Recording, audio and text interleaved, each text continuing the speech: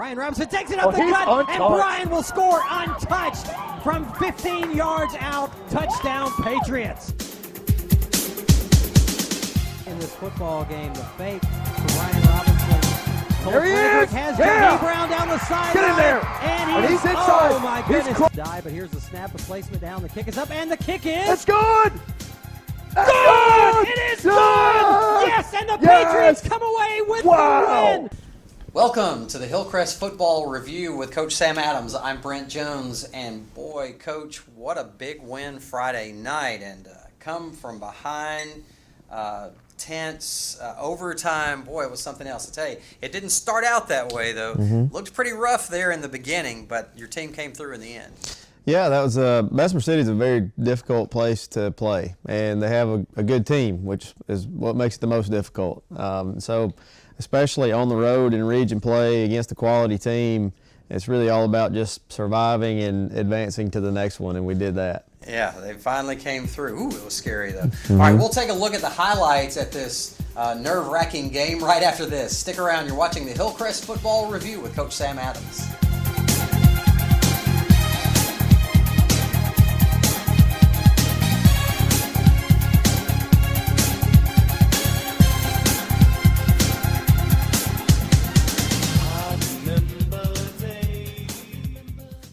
Good evening and welcome to the NFHS Network's live coverage of Stadium in Kennewick, Washington. This is where legends are made. Beautiful Longmont, Colorado. We are ready and set for the Class 3A. Stage is set, coming to you from Detroit, Michigan. We're in the heart of downtown Jackson, Mississippi, a Veterans Memorial High School in Southbury, Connecticut. We've got a great game here planned.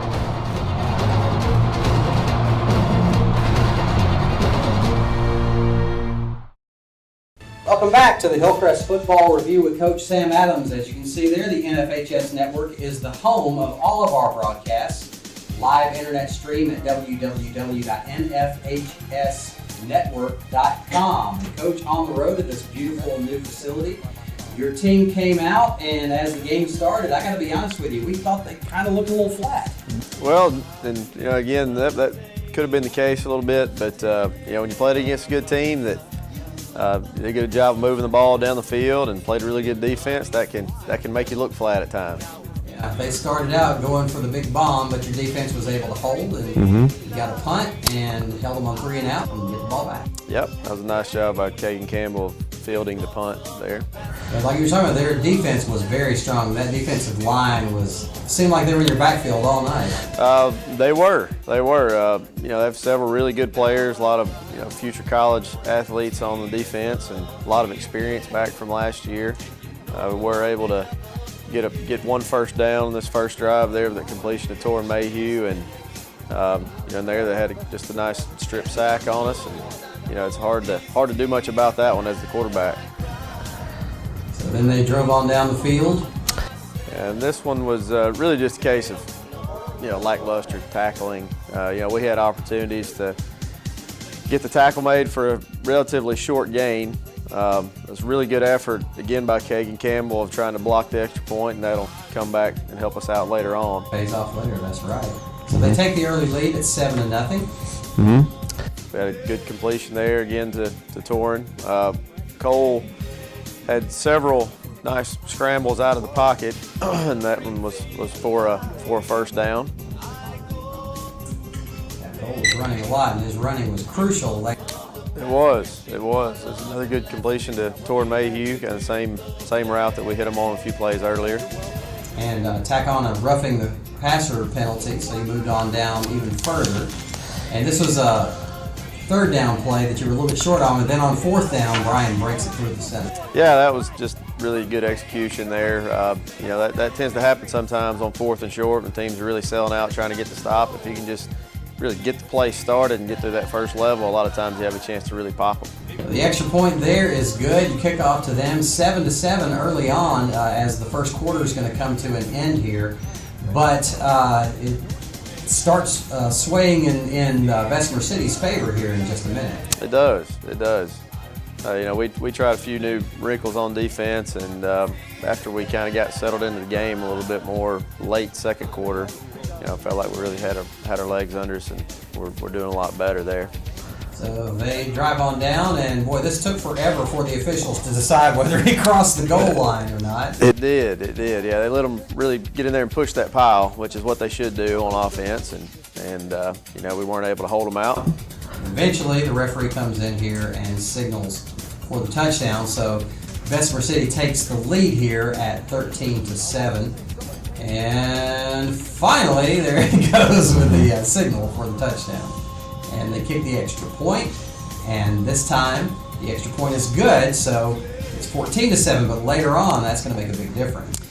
Yeah, absolutely. And here, their safety makes a heck of a play to pick that ball off. That started with getting a little penetration. And the very next play. Yeah, that was really unfortunate. Lakeith Crenshaw is in good position to make the play and gets his foot stepped on, and that happens sometimes. Yeah, and then the block by Kagan, making it 20-7. Pays off certainly later. Yeah, absolutely. So you get the kickoff, and it goes out of bounds, start on the 20-yard line, and then the team moves it a little bit here. Nice pass to Jahi Brown. Yeah, really good throw and catch. Able to get a little bit of momentum going forward there, and then fourth down, we come up a little bit short on the pass. So at the half, scored 20-7 in favor of Bessemer City, and 2 touchdown leads, hard to come back on. How do you approach your team at halftime in a situation like this? Well, to us, a 2-score game is really not all that big of a mountain to climb. We have the ability to score when we put together a few plays in a row, and really just tried to up our energy level a little bit here coming out of the half. And this is unusual, your team getting the kickoff to start the second half. It is. Yeah, they won the opening toss and chose to receive. So. Unfortunately, though, you couldn't do anything with it that first drive, but a nice punt pins them deep down to 14. You held them, and then they go for it on 4th down. Yeah, they get us on a fake punt. We didn't really execute or block the way that we should. Yeah. And that one, we really should have had a guy for everybody there, and then he jumps over a guy and makes a play. Fortunately, your defense holds on 4th and long. Pull back. Yep. We start off with a little jet sweep here to Brian Robinson. It's a good gainer. It was those yards in between the tackles were tough to come by. Yeah. That defensive line was tough. Here we get aided again by another roughing the passer. All right, incomplete on 4th and 5, but roughing the passer, so keeps the drive alive for you. Down inside 30. Time's running out on you though, minute 21 as you see there. And we flip sides of the field for the 4th quarter. Here's another 4th down play, but this one comes up just a little bit short, but it was like a really good punt to pin them deep. Yeah, that's 4th and 25 from the 26-yard line. That's pretty tough to convert those. So we just wanted to move the ball forward a little bit and improve our field position, and it pays off here with the interception. Yep. Yeah, that put us in good position to score and change the momentum of the game. Yeah, this is where things really started to turn around off of that interception by Carson Williams. Yeah, we'll come back with a little play action here. It was another play we had open in the first half and couldn't connect on it, and finally we get the completion that we need and get down inside the 1 and go ahead and knock it in. So trailing at 1 score, Dean Reynolds makes the extra point and makes it 22-14. Point drama that was a unique situation. Great job here by Mike Crenshaw. Yeah, I think once we finally got a little bit of a spark there, really from the interception by Carson Williams, and then answered it with a quick score, I think the momentum shifted pretty dramatically in our direction. They pick up a 3rd and long here, though, and milk some more clock on you. But fortunately, your team holds again. And a little over 7 minutes left, get the ball back with a long way to go. Yeah, we had to put together an 85-yard drive here. We finally started making them bleed a little bit in the run game. And really, that's a cumulative effect of all the runs throughout the game. We tried a little trick play here, and their safety did a good job and didn't take the cheese. And Cole did a nice job of just finding his check down there and getting positive yards on a play that they had covered pretty well down the field. Yeah. And Brian gets another crease on the outside. Yep. And just it's about putting together several plays in a row. You know, we finally were able to do that on this drive. And this was it's a pretty amazing run here by Cole Frederick. You know, broke several tackles and got us down inside the 1 yard line. So with 3 minutes left, and you know, actually, it took you a while to get the ball into the end zone, but it was kind of worked out well because it left them with very little time on the clock. Yeah, that's one of the factors when you get down there in this particular situation. You know, you want to score. Obviously, that's your first objective, but you know, you'd like to run as much time off the clock as you can at the same time. So here we go, the first extra point attempt, and Bessemer City jumps off sides, obviously, as you'll see here. Yep. They have to try it again. I know it's got to be playing with a kicker's head in a situation like this. Chance to win the game on the extra point. Yeah, and in the high school rules, it kind of tilts in the defense's advantage in this situation because, you know, any offsides is a dead ball. It's not like college where you can decline the penalty and take the result of the play. So we had to try to kick it again. And then we have one that goes through, and we think we have the win, but it's offsides again. You have to kick again. This one goes off the upright. That's right. So unfortunately, after the ball bounces off the upright, you think you have the win, and it bounces off the upright. Unfortunately, you have to go into overtime. And Dean Reynolds was our player of the week. I was just talking to him a few minutes ago, and he was talking about all the pressure and the mental anxiety that goes on in that situation, and that's got to be rough. Yeah, I was really happy that he got another shot at it at the end. You know, he kind of went from the goat to the hero in a matter of about 10 minutes. Right, he sure did. So this was really big here, the toss, in that you won the toss and deferred, because I know it's always better to know what you're going to have to do when it's your possession of the ball. Yes, going on defense first in overtime is a definite advantage. There was a little bit of confusion in there in the coin toss, which is kind of a long story, I guess. But here's the fourth down play. Your defense holds them. They're unable to score, so now you got your shot, and all you have to do is have some points on the board. And Dean Reynolds gets his chance at redemption. Yeah, the 3 plays on offense, really just wanted to maintain possession of the ball, keep it as close to the middle of the field as we can, and then we did a really good job on the protection, and Dean knocks it right down the middle.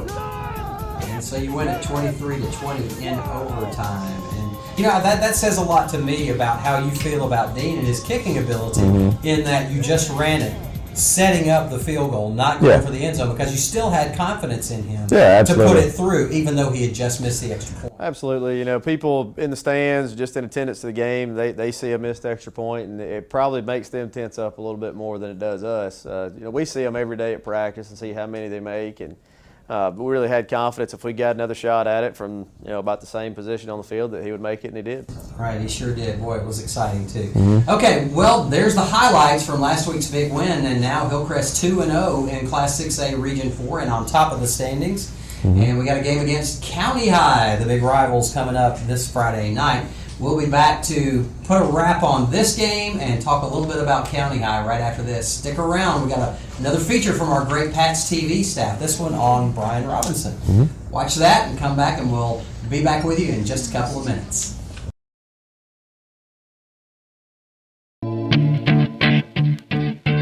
Look. Coach, what do you know about Brian Robinson? He's really kind of elevated his status around the country. But I think, you know, it's important to keep in mind that Brian, and he would tell you the same thing. He's not a finished product right now. I mean, he's a better football player today than he was last year, and next year he'll be a better football player than he is today. But the thing I'm most proud of Brian about is really doesn't have anything to do with his yardage or touchdowns or offers or anything like that. It's just the way that he conducts his business on a day-to-day basis down here. He always brings, you know, positivity in. He's got a smile on his face. He says yes sir, no sir. But then, you know, at the same time, you know, if some guys on the team happen to be, you know, losing a little focus, he has the ability to, you know, use a certain tone and get those guys back in line, and people respond to that. So I think it's more important than just, you know, what he accomplished on Friday night. It's what he brings into this building the other 5 days of the week that we're up here working. Yes, sir. Thank you. So, Brian, who all offered you? Alabama, Auburn, Georgia, South Carolina, Ole Miss, Arkansas State, Jacksonville State, Southern Miss, and that's it. Is it so far? How do you feel about all the offers you've been getting lately? I want to take my office visits to the schools that I want to see before I officially commit to a school.